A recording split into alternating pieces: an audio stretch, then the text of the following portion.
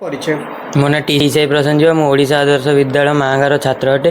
मु यही वर्ष 10वीं परीक्षा रे 98% रखिकी स्कूल रे प्रथम स्थान अधिकार करिछि। 4 ରୁ 5 घंटा पढ़ु थाए। मो सफलतार से मु समस्त गुरुजन मानू देवी। मु मो सफलतार से गुरुजन बापा माँ समस्त शिक्षक और शिक्षयित्री मानू देवी। मु 4 ରୁ 5 घंटा समय दिए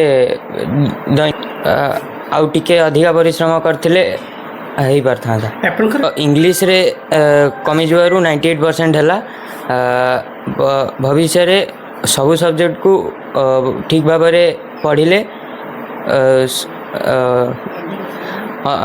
घंटा पढ़िली बोली कि एतिकी सफलता पाइली। आउ अधिक समय परिश्रम करथिला आउ अधिक सफलता पाई थांती। मोर आगु लक्ष्य डॉक्टर हेबार और लोक मानक सेवा करिवार।